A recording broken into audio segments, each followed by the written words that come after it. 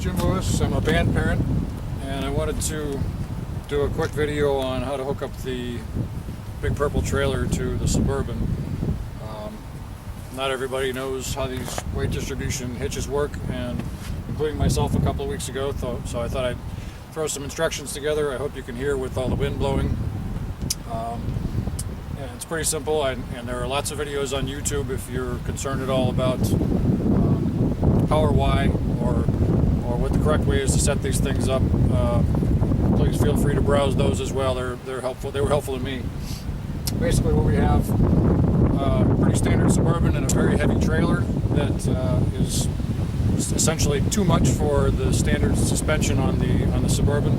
So the weight distribution system, basically, when it's connected, works to help the rear suspension on the Suburban transfer some of the weight of the tongue to the front wheels of the Suburban. And I'll show you quickly how that works. When we get the tongue down into the trailer, right now it's lined up well enough to do that. You'll see that well, I'm not going to let it sag completely. This will be on there the right way. The right way to do this is to stop at that point before the weight gets onto the trailer, or onto the back of the Suburban rather. That's a latch.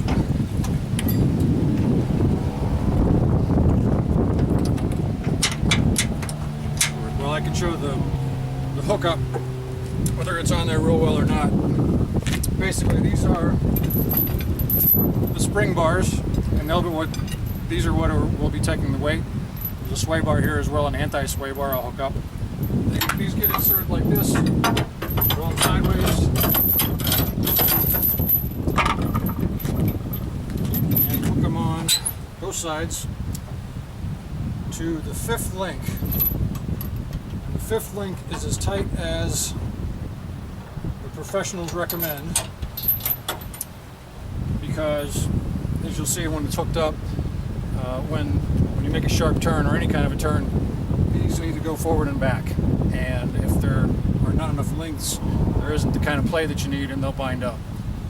Recommendations I've seen actually online suggest unhooking the system if you're in tight quarters, so we'll probably end up doing that. But you'll see this is a cheater bar that came with the kit, and the fact that you need that says that there's quite a bit of force on here.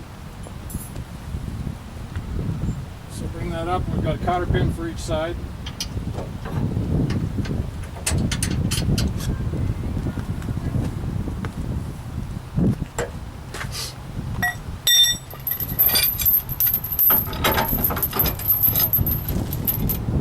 Again, the fifth link.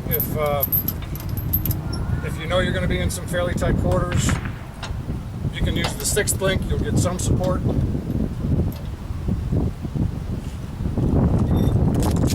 And be able to have a little bit more maneuverability.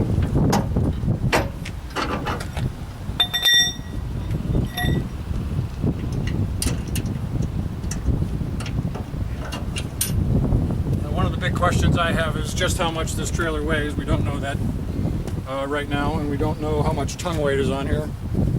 If I do find that out in some official manner, I'm going to write it on the inside of the trailer in large black letters so anyone towing this thing knows what they're into. This is the anti-sway bar. 2 contact points. You need to loosen it up. This big handle does that. Just remember where you had it set. I don't have it adjusted. We haven't experimented with it. I'm actually going to take a test drive here when I'm done. It's a nice windy day, so I'll get to tell if it's doing its job or not. So I think you probably want that snug. And cotter pins at both ends of that. Keep it locked in. This one is not a cotter pin. I'm going to try to have that replaced.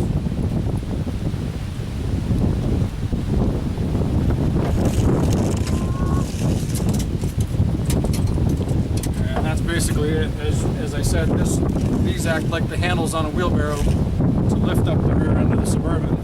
Gives us more stability. It doesn't sag down. The headlights don't point straight up in the air. and it helps out the suspension on the back of the Suburban. It's not a heavy-duty unit. If you're pulling it with someone's, heavy-duty pickup truck, a dually or something like that, I don't think this is necessary. This system is rated for 14,000 pounds gross weight and 1,200 pounds on the spring bars. Again, I don't know how much tongue weight we have, and I don't know how much the trailer weighs, but it can't hurt us. And the way to adjust the lift on the system is by tilting the whole hitch mechanism back. Now, I have it adjusted so it's almost all the way at its limit as far as being tilted back. That tilts these bars down, puts more force on the tongue, and gives us more lift. The only adjustment left is this washer. You may not be able to see it from there. It's a Pro Series, though you can see things online. This washer can be flipped, and it basically will move another half a notch, which is maybe another degree or two. So it would lift a little more, but not a whole lot.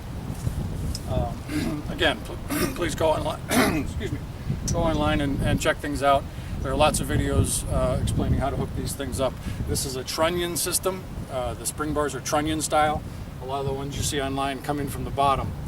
These are mounted between those two spots on the hinge mechanism and have a higher profile. The other thing I learned online is that when you hook these chains up, the safety chains, you're supposed to cross these under the tongue. I never knew that, but it makes sense. The thinking is that it'll catch the tongue if the thing ever becomes disconnected.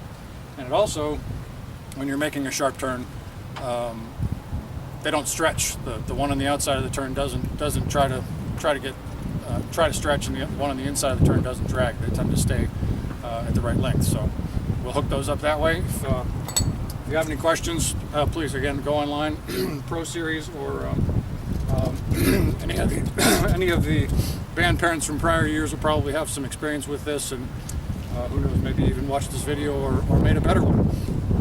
Good luck.